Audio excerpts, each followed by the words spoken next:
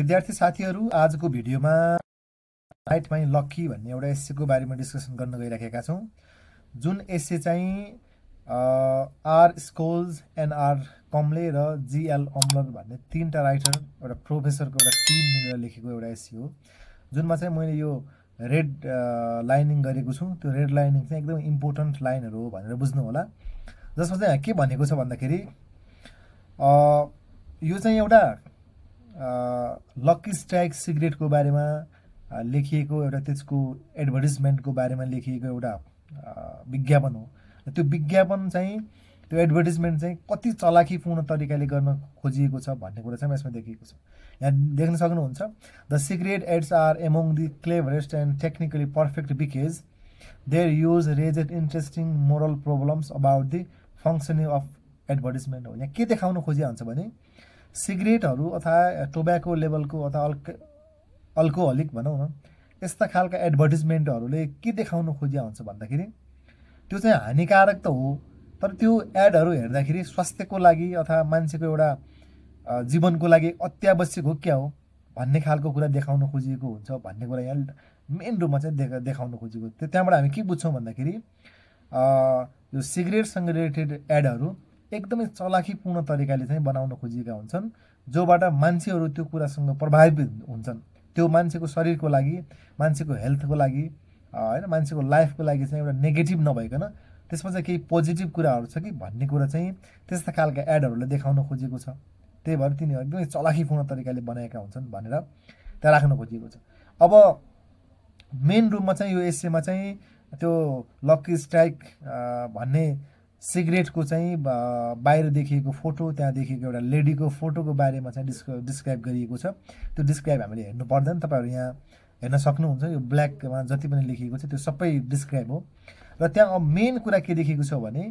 त्यो एडले चाहिँ देखाउन खोजेको कुरा के हो भने smoking by pregnant women may result in fetal injury premature birth and low weight हो अरु सबैको लागि चाहिँ the lucky strike light cigarette is beneficial राम्रो छ त्यसले फाइदा गर्छ तर प्रेग्नेन्ट वुमनको लागि मात्रै के छ त्यो हानिकारक छ त्यसले चाहिँ फेटल इन्जुरी हुन सक्छ अथवा प्रिमेच्योर बर्थ हुन सक्छ बेबीको र लो वेट हुन सक्छ भन्ने कुरा मात्र देखाउन खोजिएको छ अरूको लागि चाहिँ त्यो फाइदाजनक हो कि क्या हो भन्ने खालको चाहिँ भ्रम सिर्जना गरेको छ भन्ने कुरा त्यहाँ देखिन्छ है त अब अर्को कुरा यहाँ के छ भने त्यो आउटडोर जाँदाखेरि हैन कुनै एउटा गर्लफ्रेन्डसँग अथवा केटाकेटी घुम्न जाँदाखेरि त्यस्तो खालको सिगरेट युज गर्नु सिगरेट पिउनु भनेको चाहिँ एउटा हिरोइजम हो हैन एउटा राम्रो कुरा हो हैन त्यसले त एउटा के भन्ने त्यसलाई चाहिँ एउटा म्यासो भनौं न मस्कुलाइननेस देखाउँछ भन्ने कुरा चाहिँ यहाँ देखाउन खोजिएको छ अर्को कुरा यहाँ हामी के देखाउन खोज्छौं भन्दाखेरि भनेको छ त्यो यो एस्सेले भन्दाखेरि त्यसलाई चाहिँ एउटा मेटोनिकली चाहिँ युज गरिएको छ एउटा के भन्ने त्यसलाई चाहिँ एउटा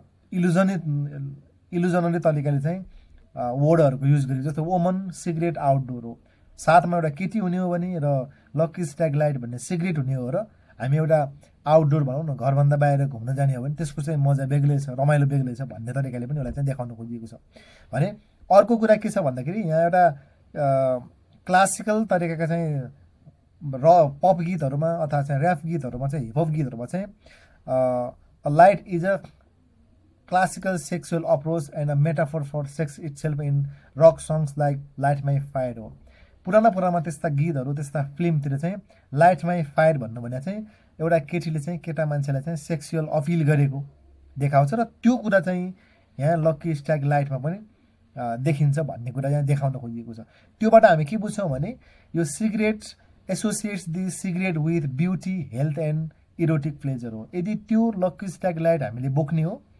र त्योसँग चाहिँ ब्युटीहरुको एउटा सुन्दरीहरुको चाहिँ अट्याचमेन्ट हुन्छ र त्यो हेल्थसँग चाहिँ एउटा राम्रो छ र त्यसले के गर्छ भन्दाखेरि एउटा इरोटिक प्लेजर हैन एउटा मान्छेमा चाहिँ फरक किसिमको प्लेजर भनौं न त्यो मजा दिन्छ भन्ने तरिकाले यसलाई चाहिँ व्याख्या गरिएको छ भनेर देखाउन खोजिएको छ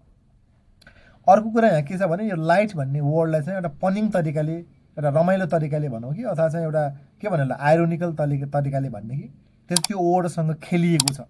जस्तो नर्मल रूपमा लाइट भने के हो भने मिन्स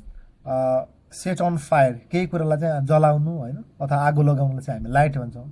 तर यहाँ मेटाफोरिकल युज के छ भन्दाखेरि inflame or arouse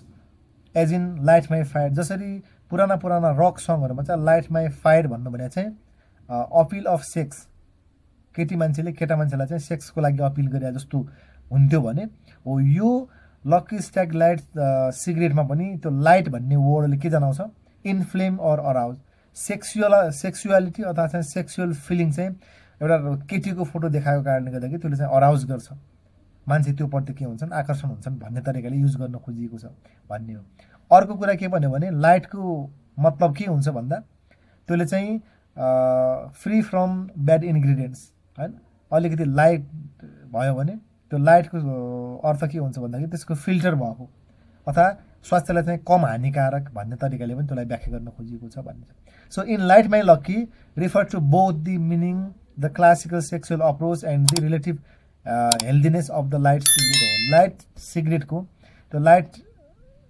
lucky strike lights भन्ने सिगरेटले चाहिँ के देखाउन खोजिएको छ भने एउटा चाहिँ त्यो सिगरेट युज गर्यो भने हैन एउटा सेक्सुअल तरिकाले चाहिँ